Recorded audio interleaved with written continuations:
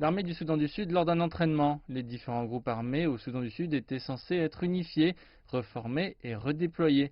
Mais le gouvernement a suspendu ce plan dans le but de freiner la propagation du Covid-19. Il demande à la population d'être patiente jusqu'à ce que la pandémie soit maîtrisée. Nous parlons de la santé et la santé a quelque chose à voir avec la mort. Ce n'est pas une blague. Donc, quand nous faisons de la politique, nous devons séparer notre politique du social et puis quelque chose qui concerne la mort. Cependant, certains membres des partis politiques d'opposition au Soudan du Sud accusent des sections du gouvernement de retarder intentionnellement les processus tels que la reconstitution du Parlement.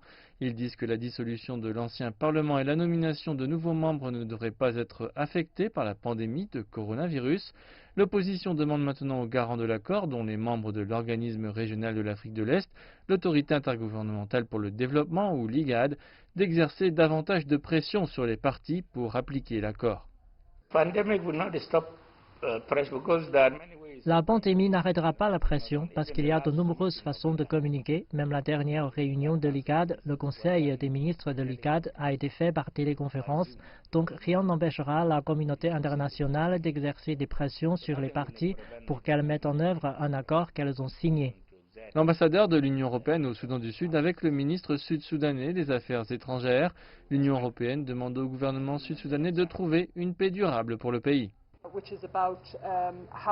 Il s'agit de la façon dont le gouvernement trouve l'équilibre entre la nécessité de prévenir le Covid-19 dans tout le pays, mais en même temps de savoir comment pouvons-nous garder le plus grand programme humanitaire en cours. Il y a actuellement plus de 2000 cas de Covid-19 au Soudan du Sud. Le gouvernement a ordonné à tout le monde de porter un masque et d'observer la distanciation sociale dans le cadre des mesures visant à ralentir la propagation du virus. Cela fait maintenant 5 mois que la formation du nouveau gouvernement a commencé et le processus n'est pas encore terminé. L'organisme régional de l'Afrique de l'Est, l'IGAD, a jusqu'à présent fixé 2 échéances qui n'ont pas été respectées pour reconstituer le Parlement. L'envoyé spécial de l'IGAD pour le Soudan du Sud est actuellement à Djouba pour tenter de faire avancer le processus de paix, alors que les experts de la santé avertissent que le Covid-19 pourrait atteindre son pic dans le pays d'ici le mois prochain.